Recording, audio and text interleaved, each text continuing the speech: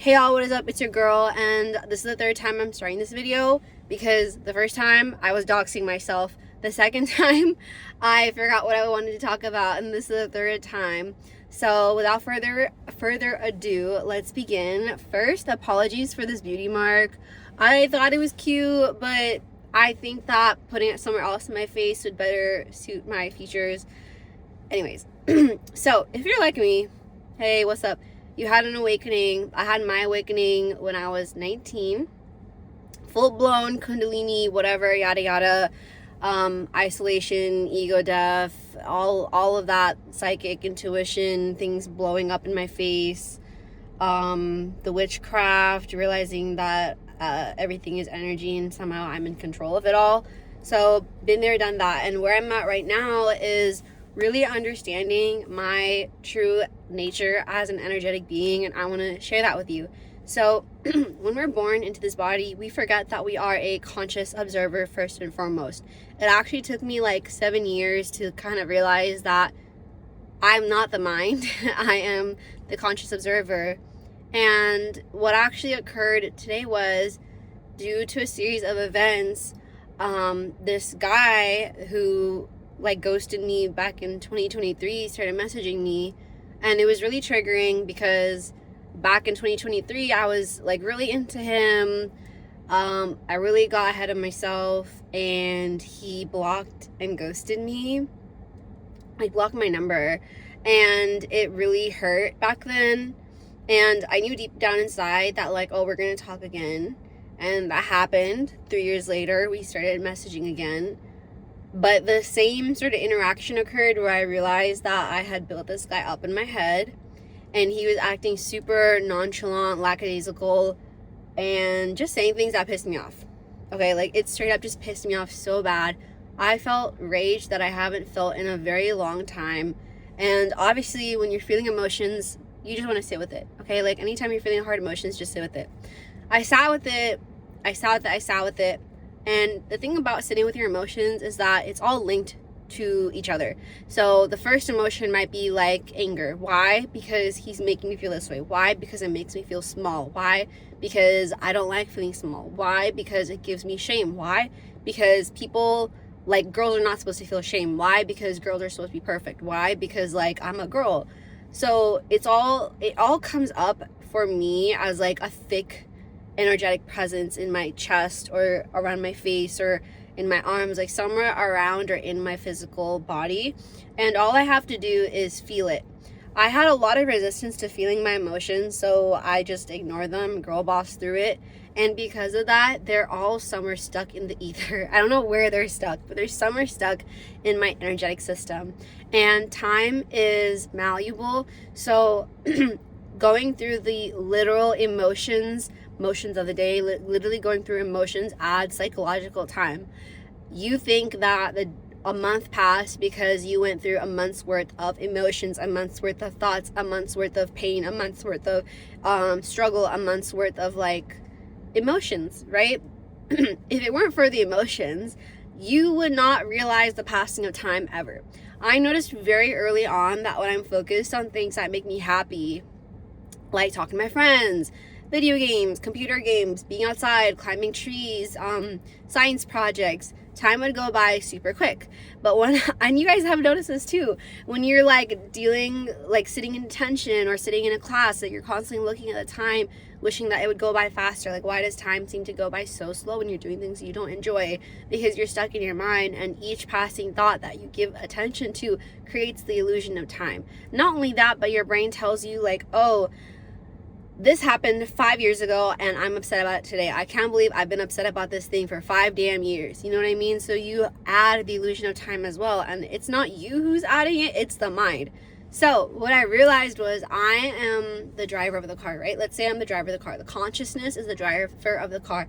The consciousness is in full of observance of what's going around the car, what's happening in the car, and the experience of the road trip that the car is going on. And the radio is our thoughts. It's not us. It's not the driver. I'm not the radio. But the mind becomes the radio because it plays thoughts, it plays emotions, it can play happy songs, it can play sad songs. And you can also create the analogy of you tune the radio, you adjust the frequency of the radio to tune into the station that you want to listen to, right? But we're not going to talk about that in this video. We're talking solely about the distinction between me and like pain, my pain, your pain, our pain. It's hard not to be a narcissist when you're talking about your own experiences. But anyway, you are the driver of the car, but you mistake the radio to be you.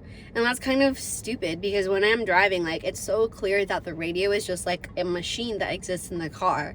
However, in our waking world, as soon as we're born, we think that we are the radio. We think that we are the thoughts. If something says like, oh, that sucks, or oh, this shouldn't have happened, or like, oh, this makes me happy, it would make me so happy if this happened, that's just the radio talking. There's like a little AI inbuilt in the radio that reacts to things and has its own personality, but that's not you. That's like me saying that Siri on my iPhone is me. It's not me. I'm the one who's using the iPhone. I'm the one who's driving the car. I'm the one who's sitting here observing the features on, like, through the iPhone. I'm the one who's sitting here observing the landscape and the scenery, how it's happening like around me as I'm driving the car, right? So how does this tie into the guy that pissed me off? The guy that pissed me off, that whole situation started because I wanted to meet this guy that was like all that would give me this type of lifestyle, that would make me feel this type of way. And he was somebody that like broadcasted that. Like, he was somebody that was in my head somebody that would fit that piece of the puzzle that I wanted from a romantic life, right? However, I was being way too overeager. I was like, I wanted the cadence to progress faster than what he wanted. And looking back, like, I don't think he's a bad person. I just think he's like, first of all, he would have been a shit boyfriend. 2, emotionally unavailable. 3, he was training to be like a professional athlete, so he wasn't gonna make time for me, like, period. His whole routine was about like working out and training, and so that wasn't like he wasn't making time to see me. And if he was acting like it, he wasn't actually making time to see me. Back then, because I thought I was the radio is saying, you need him, you want him, that guy has to give you want. Oh my god, you're manifesting this, he's yours, it's gonna happen, you want this. And then it would start broadcasting like all these daydreams, all these fantasies, all these things that back then I really wanted. What kind of girl doesn't want a boyfriend that's so rich and famous, he can take her anywhere in the world, fly anywhere on any given day, go to all these nice dinners, look hot together, be given princess treatment, be given like the baby girl treatment, like just being pampered and taken care of, and basically being I think it's called a wag. Actually don't know if that's the word. It's like just like a rich athlete's hot wife, you know what I mean? And like back then, that's what I wanted. Like, I didn't care about like social circles, I didn't care about like my hobbies. I thought my hobby would be like look rich and like fly around the world with this guy that would give me like, he would kind of be like my I would be his arm candy, he'd be my arm candy in a different way. Anyways, so it's very superficial.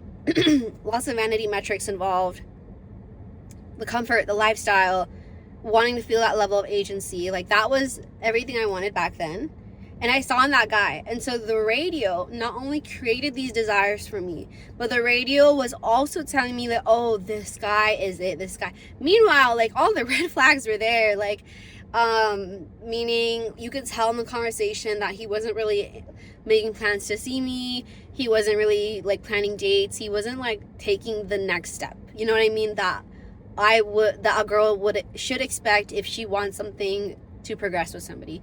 And I saw that, like, as the driver of the car, I saw that. But the radio was still like, oh no, like, manifest this, manifest him. And so, like, I was definitely, especially when I got ghosted and blocked, which happened on like a random day. Like, I was literally hanging out with my girlfriends and I looked at my phone and I realized that, like, oh, my messages are like, they're not even saying delivered anymore. Like, that's weird. And then that's when I realized, like, oh, like, he blocked me. So I was scripting back then. And I still have I would always use my planner for everything, and I still have that planner, and I scripted exactly like what he feels about me and like how he's gonna come back. And he came back 3 years later. So I did manifest my SP. But the thing is, he was still the same person. He's still the guy that's not interested in planning to see me, not interested in anything serious, not gonna make time. He won't even say directly whether he like made it professionally or not. You know what I mean? So the radio is going, oh my god, after all this time, this guy is still making me feel this way. Oh my god, after all these years, like I'm still getting played. After all these years, I'm still like the same needy girl that's like going after these guys that just don't give a fuck about her. So that's like the radio going on and on and on. Meanwhile, I'm noticing that it's the radio that got me into this mess in the first place. Back then, everyone was telling me in one way or another, like, focus on yourself, focus on yourself. Nobody around me was teaching me how to fall in love with your hobbies, how to be somebody that's focused on herself. I'm getting a phone call. I have to call him back. Nobody was teaching me. Nobody was like my role model, okay? Like, my parents are not people that focus on their hobbies. I didn't have any cousins or like siblings back then that focused on their hobbies. Now my siblings like all about his hobby. But today, like very recently, I was talking to somebody and I realized that nobody is coming to save you. First of all, nobody's going to give you the life that you want. Nobody's going to give you the love that you want. Quite literally, like, you have to be the one that loves you the way that you always wanted to be loved. Why? Because anything can happen to the other person. Okay, like, the other person can get shot and killed. The other person can get sick. The other person can cheat on you. The other person can run away and die. Like, anything can happen to the other person. When you put all of the stakes on somebody else, you're giving all your power away.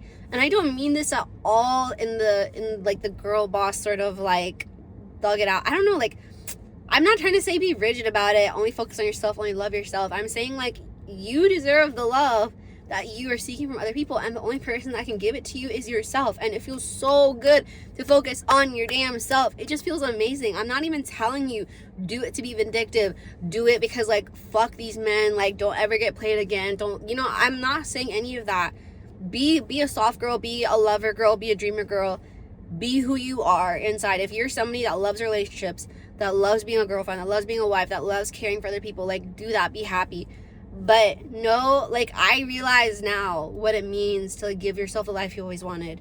So I've been sitting in meditation a lot the last week or so and really realizing, like, okay, who am I really? Like, why am I so upset? Why am I never freaking happy? Why am I not happy? What do I want from my life? And I realized what I want from my life. I realized what I've always wanted from my life. I want to feel confident in myself. I want to give myself the fuel to, like, go after what I want. I want to give myself, like, complete focus. I just want to bring all of the energy back to me. And this is something that I've wanted since, like, middle school. Because I remember very clearly in middle school feeling so over it. Like, my friends are not making me happy. My friends were bullies. Not feeling happy with my boyfriends, not feeling happy with, like, my school extracurriculars, because I was always, like, doing stuff to win the validation of my peers.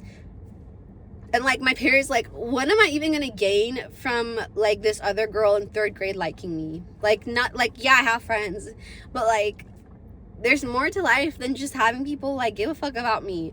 I wanted to put all that energy and focus on me, and this whole time I just be doom scrolling, distracting myself, basically having friends that just distract me from, like, reaching my true potential. And, like, I don't know if everyone has it in them. I don't know if I'm somebody that always just felt like I had some true potential, but, like, the last 2 days, when I tell you I finally effing locked in. I don't remember the last time I locked in this way.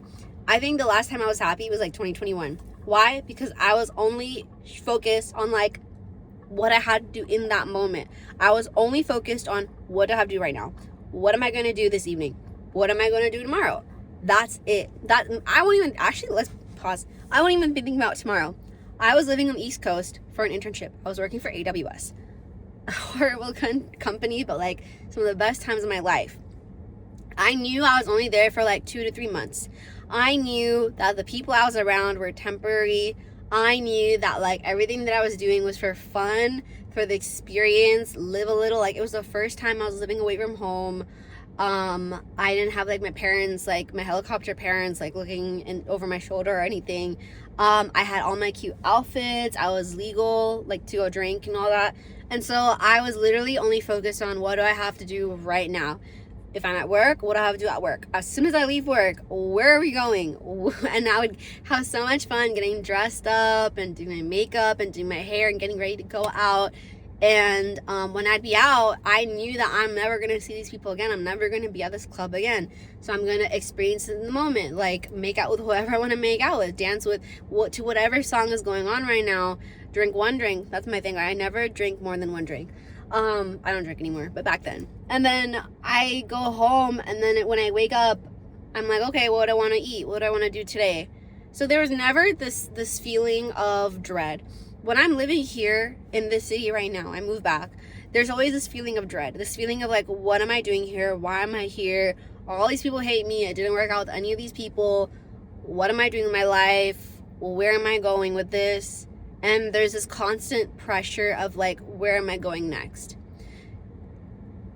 That's the radio. Like, do you guys get what I'm saying? Like, that is the literal radio, the psychological time, pressure, oppression, the burden, the pressure you put on yourself. That's psychological time. Emphasis on the word psychological, like it's all in your mind. It's literally all in your mind. Like, when I lived in Virginia, I didn't even plan for it to be like a thought experiment. I was literally like I was a thought, like like I was just like going out having fun, you know what I mean? Like, I was a young hoe. Like, I was having the time of my life. I was heartbroken over somebody, but like, that's not the point. I was in the moment doing what I had to do that summer, and I knew whatever I did that summer was temporary, not gonna last. So it was just kind of like, YOLO, go for it. When I moved back, the psychological time begins, because it's like, oh, you're in like the city you never moved out of. Like, you're here, like you're surrounded by all the people that hate you, that are always trying to like talk you down, blah, blah, blah. And so the radio just keeps running on and on and on and on. It's like listening to NPR when you hate NPR. If NPR is a very boring radio station. And now imagine if NPR only reported on all the negative shit going on in the world, which low-key is what the news is. But NPR isn't always like that. NPR, they actually like bring people on that talk about like the positive things that are happening in the world, and they report on very niche news. I fuck with NPR. But if NPR, I was like, no hate to Trump, but Fox News is a very like negative channel, in my opinion, because they just talk shit about everything and everyone, and they use all kinds of like bad language, and they just cast everything in negative light. They don't like them. Imagine now if you were tuned into that, listening to that 24/7. That is literally what my mind was. That's literally what my mind is. It's the radio. I need to shut that shit down. I'm the conscious observer. So how does this tie back to the guy? I realized that I can just like not listen to that radio station. I realized that the only reason why I was interested in this guy in the first place was the radio station. The only reason why I felt rage was because I was listening to that radio station for so long, and I was getting pulled into all these stupid situations with men that don't give an F about me, and that were driving me nuts, because I had an expectation for them, and they wouldn't give me what I wanted, and so I would keep expecting something from them that they can't give me, and it just builds the rage and the rage and the rage and the rage and the rage. And especially when it's like multiple guys, like every year if it's a different guy that's causing the same problems. First of all, like, what the hell am I doing to attract these men? To I don't like, now I'm not even answering the question like, how am I attracting these men? It's the fact that like my radio got me into this mess, and my radio is the only reason why I'm still here getting upset with these people. So I just observed that and I shut it down. That's literally it. That's literally all I had to do. And once I realized that, I realized I have no business with the past. And that became like my mantra today. Like, I have no business with the past. I have no business with the past. I have no business with the past. Because the only people that are pissing me off are these people that are from my past. I had a very traumatic college experience. I went through a lot of shit. These people that treated me so bad, when they come back, of course they're going to make me feel miserable. But it's my radio that thinks that I'm going to get something out of them if I talk to them. Maybe there's closure. Maybe there's some sort of validation. Maybe we can close some open ends. Like, no, like, I have no business with the past. And once I interact with the past, the radio immediately begins again talking about, oh, this happened this many years ago. This person did you so wrong. That person thinks of you this way. You're never going to prove it to them. You aren't the shit. You ain't the shit. You ain't the shit. And that makes me feel terrible. I'm not saying that I am the shit. I'm not saying that I'm better than anyone else. But I don't have to listen to the fucking radio channel that tells me I'm the worst. So, I wanted this video to be more about non-duality, but this was just my experience today. You can realize at any time that you're listening to a fuck-ass radio station that isn't making you happy and just be like, goodbye. Just turn the off button and focus on the drive. Focus on the drive, focus on the drive, focus on the drive. As soon as I'm done talking to you guys, I'm going to go to the gym and I'm going to have a great workout. Why? Because I'm going to be focused on just today. Just right now, just today. Don't give a fuck about no what. Okay, that was the other part. It's very uncomfortable to let go of the radio station. It is so uncomfortable. It feels like you're doing something wrong. It feels like you're in danger. All you have to do is notice that feeling. If you need to sit with that feeling, sit with that feeling. But you do not have to listen to that feeling and tune into that fucking radio station. Why are you being held hostage by a radio station that is making you feel dumb and bad and sad and horrible all the time? Shut that shit down. You only have one life. Why would you waste it listening to a fuck ass? That radio station does not care about you. Only you care about you. You care about having a good drive. Why are you listening to a radio station that fucking hates you? I'm literally like, I have an out of body experience like cussing this much because I don't like swearing out loud. This is not my brand. This is not who I am. But like generally, I'm so pissed off, so fed up, so pissed off, so pissed the fuck off that I gave so much of my energy and time to all these people that like hurt me, and I basically dwelled on it. It's basically dwelling on it. You need to stop dwelling on it. You're basically being held hostage by your own fucking misery, by your own negative ego. Your ego can be good. Your ego can be strong. Your ego can be amazing. Your ego can also be like a shit-ass ego. You could be Eeyore from Winnie the Pooh. Like, you could be like the most negative Nancy on the planet, and you're only that way because your ego is keeping you there. So, snip it. It will feel uncomfortable. It is very uncomfortable for me because I'm literally looking around like, okay, what do I do now? Because I've been tuned into that radio station for so long. It's like I don't know how to be free. It like gives me anxiety. So there's that. Shout out to that boxer. Yeah, he was a boxer. Yeah, I said that out loud. Shout out to that boxer that like low-key broke my, I wouldn't say broke my heart because they weren't like we weren't together. It really scuffed my effing ego. And he scuffed my ego again until I realized, like, oh, this is, I'm good. This isn't who I am. This isn't who I am anymore. This isn't me anymore. I'm good. I have no business with the past. I'm good. Bye. See you. So there's that. I'm working on slimming my face. I gotta go get my nails did. I feel good. Bye, guys. I'll see you next one. Mwah.